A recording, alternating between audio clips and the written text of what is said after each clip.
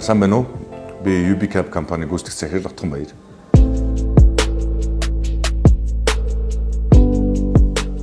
15 саяар машина зараад мангар амбицтай 6 компани байгууллаа. Тэ? Яагаад байгаа юм те ингээл гэж зураг гаргаал 6 компани байгуулна гэж зураг гаргаал. Тэгэл хүн үнтэй ингээл 6 сарын дараа тэр 15 саяч баг болчихгүй те. Нэг сайхан оффистай нэг тавилгатай нөхөр ганцаараа үлдчихсэн. Надад ямар ч юуш байхгүй бол ганцаараа оффистай үлдээ. Тэгээ би нэг дуудлагын жолоочин компани байгуулсан. Тэгэл бис нэг хитвэхтэй байсан юм аа. Нөгөөтгөө явуулаад ирсэн. Тэгээ тэр маань нөгөө одоогийн манай партнерууд хараад уул нь бол чиний над дуудлагын жолооч гэсэн илүү бид нэг юм зах зээлтэй бизнес хийгээд байгаа маа. Гэтэ чи энийг их өөрхөн гаргаад ирлээ тэгээ хүмүүст ингээд чи биднэртэй хамтрахгүй үз. Тэдүүлээ ингээд бас хувьцаа тохироод хамтраад явъя та гэж. Чаддагаараа хүмүүст нийлэх юм бол тэр баг үнэхээр ингээд амжилт гаргах юм. Дэлхийн хөгжилдөг хөл нийлүүлэн хах UBCAP онлайн такси үйлчилгээ. UBCAP өөр аппликейшн, такси дуудлагын аппликейшн байна. Хэрэглэгчийг жолоочтой холбож өгдөг. UBCAP-ыг өнөөдөр Улаанбаатарт 40 мянган UBCAP-ыг бүртгэсэн одоо бүртгүүлсэн хэрэглэгчд байна. Жолооч нар 400 гаруй бүртгүүлсэн жолооч нар байна. Тэгээ энэ хүмүүсийн хооронд нь холбож өгдөг.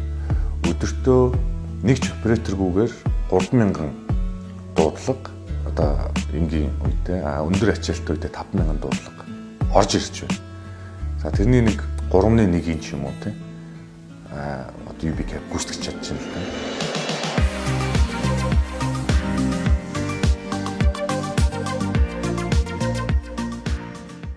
Тэгэл их олон сорилтуудтай л явж байна. Одоо нөгөө шинэ юм чи ингээ мөс хагарж явахаар стандартын хүртэл бид нар өөрсдөө судлаад тэгэл бид нар тэр чинь ингээ хийгээл явж байна.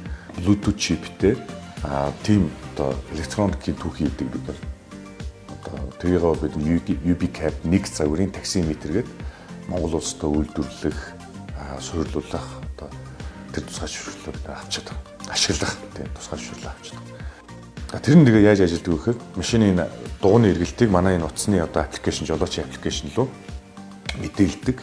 Тэгснээрээ бид нар сая лабораторийн туршилтаар 99.9% нэрэвчлэлтэй таксиметртэй болж байна. Энэ оноос эхлээд таксинд одоо илүү мөнгө төлдөг ч юм уу те эсвэл бол жолооч нь одоо тоолуураа янз бүрийн байдлаар хөдөлгдөг ч юм уу тийм боломж байхгүй. Манайх чинь зүгээр аппликейшн бас ингээд давхар аудит юм те. Бид нар дугуй солихын хүртэх мэдэх боломжтой байгаа шүү дээ. Жижигдсэн байна гэсэн мань ихэд л манай одоо дашборд дээр юу гарч ирээд байгаа юм даа.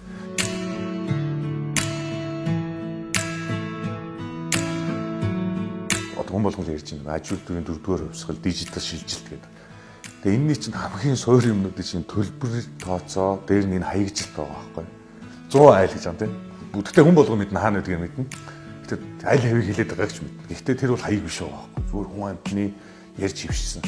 Хаягжилтны систем бол бид нар үнэхээр тэн дээр үнэхээр цаг гаргалаа. Бид нар өөрсдөө явуулахаас шүү арга байсангүй. Тэгээ 30 мянган цэг. За гэр оруулалтыг бол бид нар бас нэг бүрсэн чадсангүй. Гэхдээ яармагч гэдэг юм уу бүслэх маягаар нисгэж гэдэг юм ингээ ажиллаа. Боломжийг бий болгож таны цагийг хэмнэсэн мэдээлэл технологийн шинэ дэвшилтэд технологи.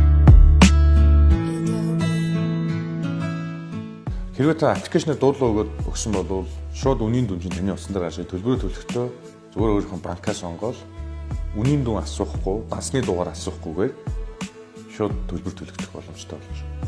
Төлбөр дээр бас сонирхолтой нь бид нэр та төлбөрөө төлсөн бол баримтаа авах хэрэгтэй шүү дээ. Бид нар анх удаа такси баримт өгдөг болох гэж байна. Албан ёсны баримт өгдөг болох гэж байна. Одоо такси Улаанбаатар хотод төгжөөд одоо хэдэн жил ч болсон тийм.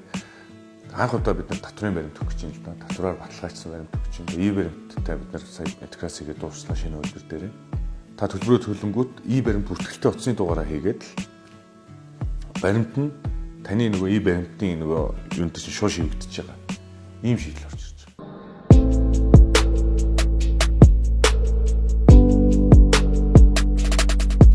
Хүн бол ирээл буцна.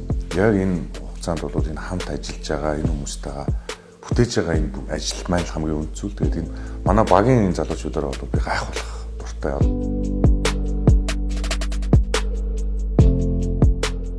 Дэлхийн нийтээр амар том дөргөл болж шүү дээ. Одоо мэдээлэл технологи бидний амьдралыг бол одоо төсөөлөгөөр өөрчилж штэ тий. За ямар ч үсэн 5 жилийн дараа наран туул хаагдана. Байхгүй болно. Хэрэгцээгүй болно.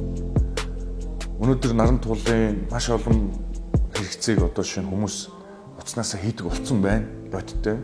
Гэхдээ бид нар энэ дээр өөрсдөө тодорхой хэмжээний сонсч чадж гин үү? Тэнд юу болж байгааг мэдэрч чадж гин үү?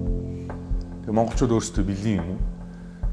Өөртөө ингээл яг ярьдаг сэдв дуустгүй яриа гэдэг шиг одоо тэгэхээр аш том өсөлтүүд гарсаар л байна л да.